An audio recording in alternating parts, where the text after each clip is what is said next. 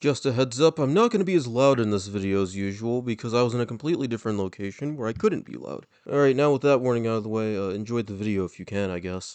So, with E3 season basically out of the way this year, finally we can talk about upcoming games. I don't know why I didn't do this last year, I guess I was just tired or something, but we're back and we're doing it again after 2 years. So let's just get into this, shall we? So, Nioh 3 is coming out, and it looks pretty good. I watched the trailer and was shocked that there was a demo the exact same day as it, and I played the day after, and it was pretty alright. It was pretty fun. Not too much to say off of that demo, though, but it was a pretty fun demo, I'd say. I guess if next year a similar thing happens, then we're just gonna start these videos by talking about demos first. Anyway, the demo was fun, the boss was fun. I mean, I liked the other two Nioh games, and I'm sure this one will be great. Hopefully it's the best one, I guess.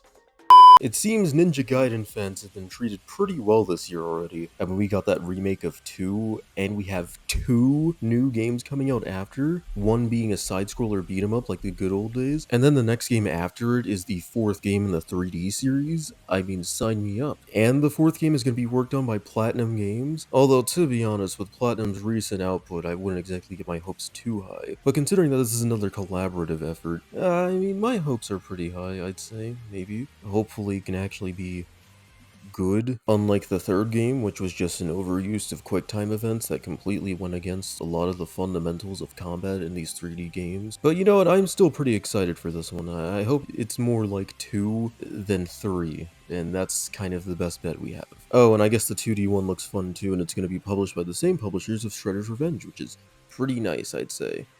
You know, since basically 2018, I'd say that Capcom has been pretty good at reviving old franchises. I mean, hey, you got Devil May Cry 5, Mega Man 11, Street Fighter 6, the new Resident Evil games are pretty good. There's just a whole lot that they've been doing right, and hopefully Onimusha 5, or Way of the Sword, keeps up this tradition. I wouldn't exactly call myself the biggest Onimusha fan, but from what I've played in 1 and 2, it's pretty good. I just hope that Capcom can modernize this one to get rid of some of the dated jank from those other games. I should probably play all of the games before getting this one, but I mean, Capcom is pretty well known for allowing the new game to be approachable, so maybe I won't. Depends on if I have time or not. The backlog's pretty big, guys.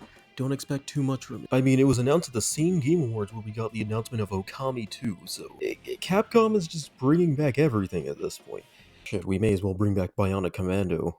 You know, with most new IPs these days, I usually try my best to not get hyped, usually because the games never really look all that great when they're shown off. Phantom Blade Zero is the opposite of that. Now, I'm very aware that it's technically not a new IP, and more like the first AAA game in this specific franchise. But I've never heard of this franchise, so it may as well be a new IP. But my god, Phantom Blade Zero looks absolutely amazing. I know that it seems to just be flash and particle effects from the trailers, but judging by what we know of the game and from what we've seen, the game is intentionally played on easy for the sake of the demos. I'm sure most games probably work like this, but most developers don't admit this at all, so that's why it's always kind of surprising when a developer does admit it and will admit that the game will be harder at launch, and it looks this good. I mean, it clearly takes a lot of inspiration from like Ninja Gaiden with the aesthetics of maybe a Souls game, which I'm glad it's not a Souls game, it is more of a hack and slash. I'm just really tired of the Souls-like genre, to be honest. Yes, Nioh 3 is coming out, and I'm excited for that and all, but Souls-likes have been pretty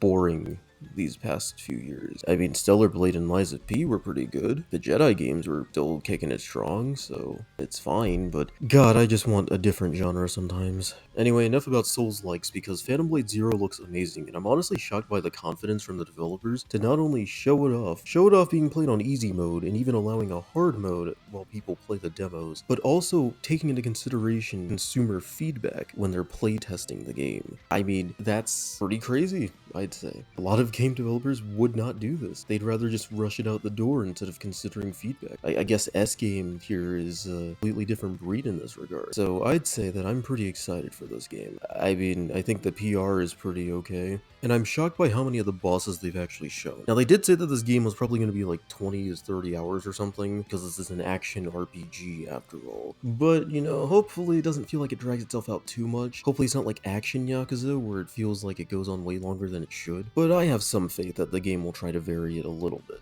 I can't believe the wacky timeline I'm in, where I get to see a Marvel beat-em-up made by the same people who made Shredder's Revenge of all things. And Nova is in it? That Nova? You know what? instant 10 out of 10 for Nova being in this game. With all that said, I think it looks pretty fun. Hopefully it's as good as Shredder's Revenge. I'm definitely buying this thing day one, playing it with friends. It looks amazing, okay? I would say that as far as non-Spider-Man games go, Marvel has been pretty consistent as far as the team-up games and like the non-solo game. I mean, Guardians of the Galaxy was pretty good too, I guess. Ignoring Avengers, actually, a lot of the Marvel games recently have been pretty alright. And hopefully this one keeps up the tradition.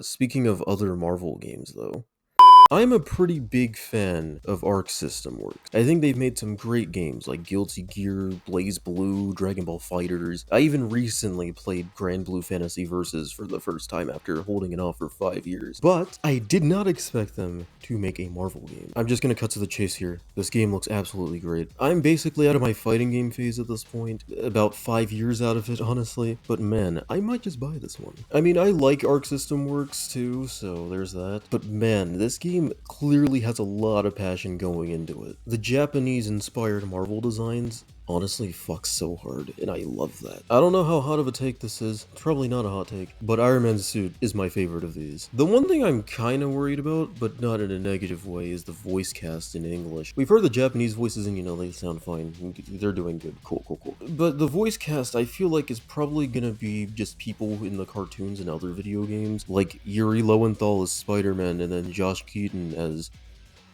not Spider-Man, which seems to be a recurring thing at this point. Hopefully the English voice cast is good. I mean, it'd be cool if they also just kept it in sub, but at the same time, I feel like most people probably wouldn't like that, especially since this is Marvel, and a lot of Marvel fans at least speak English, so I'd expect them to put an English cast in this game. And I mean, Arc System Works is usually good at putting English casts in their games. Other than all that stuff, I think that this game looks pretty interesting. More so interesting because we're getting this before we get a proper Marvel vs. Capcom 4, but I guess Capcom isn't worrying about that right now.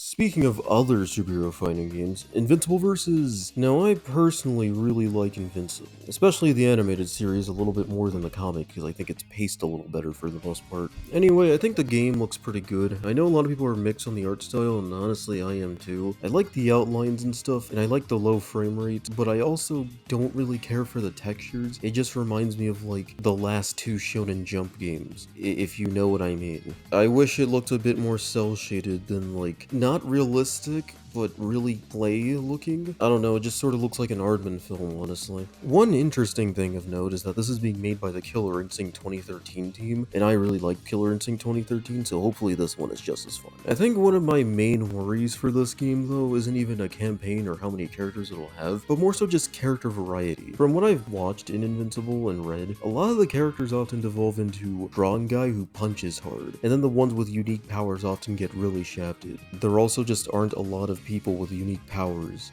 But you know, fighting styles exist, so it's understandable, except for the fact that some of the fighting styles also feel kind of the same. Anyway, I'll be looking forward to this game, maybe picking it up day one if I can. It seems fun, and I think I lean a bit more positive towards this game than a lot of people. It's just that art style that kind of messes me up a little. Anyway, Pragmata finally has a release window. Again, not a date, just a window. But hey, I'm glad that we remember that it exists now. Okay, moving on. Speaking of Capcom though, Resident Evil 9 exists, and I still can't really say all that much about it other than I'm kind of excited. I mean, it's coming out in like 7 or 8 months from now, so that's really cool. Otherwise, I'm pretty hyped for this game. I think this will be cool. So Sonic's been doing pretty okay recently. I mean, the movie came out 6 months ago and was actually good. Before that, we got a Shadow campaign in Sonic Generations that was also really good. The first Sonic thing I've liked in a while. I mean, hey, things are looking up. And now we have the 4th game in the Sonic Racing series that brings a bunch of characters from Sonic's past and present into a racing setting, so that's great. I mean, there's even... What the hell are these characters? Miku is in this shit? Oh my god. And Ichiban? Oh man. Joker too? Oh my god. And SpongeBob's in it too, I guess. I mean, that's... You know what? I'll let them have this one. I mean, it's kind of stupid and random that they just decided to pick SpongeBob. Like, the other 3 I get because Sega. But like, okay, whatever, it's kind of random, but I kind of respect it too. I mean, hey, Transformed had Wreck-It Ralph, and Danica Patrick. Otherwise, the game looks pretty good, and it seems like a pretty good alternative to Mario Kart World, which is $80, and probably not worth that much, to be honest, but I haven't played the game yet, so I wouldn't know. Anyway, I'll definitely pick this up day one, probably, maybe, I don't know. I probably won't make a video on this one, but it looks pretty okay. Wow, would you look at that? Game Freak making a game that's not Pokemon. I'm very aware that they're not a Nintendo company, but it's funny nonetheless. This one looks good. Not much more to add. Moving on. So, the Gears of War series, I'm pretty fond of it. We're getting E-Day probably next year, maybe. I mean, all we have of it is a 1 minute long CGI trailer that kinda tells us nothing other than it's a prequel this time. But cool, nice. I've been replaying the games recently, and they're pretty fun, I'd say. I'm aware they were very influential and very popular in the Xbox 360 era, but with how far the series has fallen recently, and with how little it's discussed these days, it feels like a bunch of sleeper hits. But hey, great games nonetheless. The first one got a remaster in 2015, which was pretty good. So finally, the first game was playable at 60 FPS, and was the first game to be playable at 60 FPS. Cool, nice. Why are we remastering it again? Now, I'd understand if they included 2 and 3 in this bundle because they never remastered those. 2 and 3 are still on Xbox 360 and technically only on Xbox backwards compatible, and they're not on PC either, so I don't really get the point of not remastering those two, especially since they're more popular than the first one. Honestly, this feels more like a ploy to get it on PlayStation and PC, more than to actually, like, make the series accessible. But hey, I guess I admire the effort. Don't know why this remaster exists, but fine, I'm glad PlayStation players can finally play this game. But for the Xbox players, it doesn't really make any sense, because you're playing the same game that was already remastered again. Oh. You know, I don't really talk about Call of Duty all that much on this channel. I mean, I grew up with the Xbox 360 COD and even the Xbox One era COD. I saw the rise and fall between the 360 era and the Xbox One era. I mean, honestly, I don't think that the Xbox One games, at least pre-Black Ops 4, are really all that bad, at least as far as campaigns go, but it's kind of undeniable that no game has ever reached the height of Black Ops 2, which is why it was honestly really surprising that the only game to at least sort of evoke that in the past 10 years is probably Black Ops 6, and it did that by being actually good. Now, with that said, Black Ops 7 releasing this year kinda irks me, because they couldn't wait like another year to do this. Now, I get that this one is a sequel to Black Ops 2 more than a sequel to Black Ops 6, but why are we doing this now? I mean, it hasn't even been a year since Black Ops 6 released as of recording this, so why is this the one coming out this year? I guess they're still working on MW4, whatever. Also, the main thing that pissed me off about this announcement was the fact that it was the final announcement. Whoever at Xbox was trying to tell me this was their big announcement. Kinda weird that they chose Call of Duty as the final announcement of the Xbox showcase. I mean, maybe if it was 2011 and I was still 6, then maybe, just maybe, I'd be hyped out of my mind. But it's 2025 now, and Call of Duty hasn't really been all that great since 2012, so I don't really feel that hype anymore for the next Call of Duty. With that said, I'm sure that the game will probably be pretty fun. Maybe it'll be good, trashy multiplayer for a week, and then I quit it, but I don't really know what to think of it. So I guess as a Persona enjoyer, I'm kind of obligated to talk about this one. A Persona 4 remake has been rumored for over a year, people making fake mock teaser covers on DeviantArt and all that, speculating as to what name it would have, what kind of gameplay it would have, what features they would cut, what voice actors they'd replace them with. Sure, whatever. I mean, it was partially confirmed to exist because the voice actors took it to Blue Sky and Twitter or whatever and decided to say, yeah, I wasn't cast for the thing that we weren't technically supposed to confirm yet, but I guess the NDA is lifted, and now we're confirming it, so that's cool. Nice, great. So my thing is that they announced this thing way too early, at the point where it just looks more like, what if we put Persona 4 in Unreal Engine? Yeah, honestly, it screams very Atlas Hiredish Man, more than it screams Persona 4 remake right now. But to be fair, compared to 3 Reload and its announcement and its release date, the window is a lot longer here, because when 3 Reload was announced, it was like June 2023, and the game came out in February 2024. In this case, this game is probably about a year and a half away at the very least. Meaning, what they showed was probably not even finished alpha footage. Which I know, the unfinished footage looking unfinished, how shocking. My only real problem with this tactic is the fact that you're showing it way too early, when it looks like garbage at this stage of development. And most people online don't know how game development works, so they're immediately gonna call it unfinished because it's literally unfinished. I also just don't think that the game really needs to exist. I know that not every game has to justify its existence, I know. And even remakes don't have to justify their existence all that much, but I think that the original game is still fine. I mean, yeah, it's super dated and came out on the PS2 in 2008, but I don't know, can we at least preserve it? I know that some people hate dated elements in games. Believe me, I do. I play games from like the 2000s and early 2010s like all the time. Shit, I even go back to the 90s sometimes. But like, sometimes games are fine with their flaws. I mean, do you think we should remake every single movie ever made just because there are some dated elements? Should we remake the first Star Wars because some of its visual effects don't age well? Can we at least be proud of the fact that they accomplished all this stuff way back when, in some cases before the new players were even born? I'm sure the game will be perfectly fine. It might even be better than Reload, but I feel like Reload made a little bit more sense to exist. Well, for one, Persona 3 and Persona 3 Fest are basically inaccessible at this point. They only really exist on the PS2, the original PS3's backwards compatibility, and emulation, and most people don't have access to those things at this moment. And all the ports of 3 were just terrible. With 4 on the other hand, Golden, which is basically the ultimate way to play it, is available on literally everything nowadays, so I don't really get the whole point in remaking it instead of preserving what already exists. If you tried to remake literally every game, it would kinda diminish the value of the older game. Yes, it's dated, yes, it's frustrating, but that's also kind of part of its charm. It was released at a different time, and it was still remarkable for what happened in 2008 on the PS2, a console that was already kinda dying at that point. Oh well, whatever, I'm sure it'll be fine. Again, maybe even better than Reload, but is it necessary? Not really.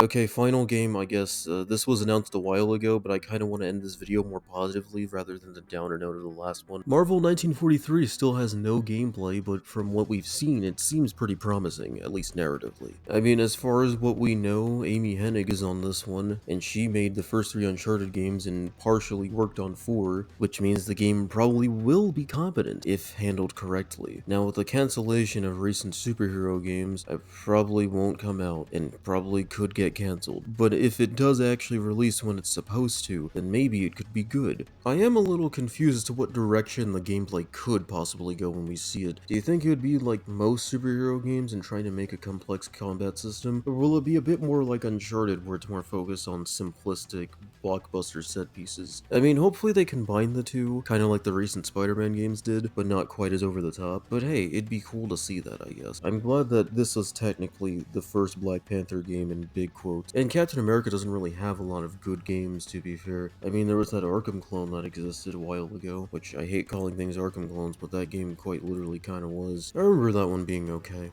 Anyway, now to move on to future projects.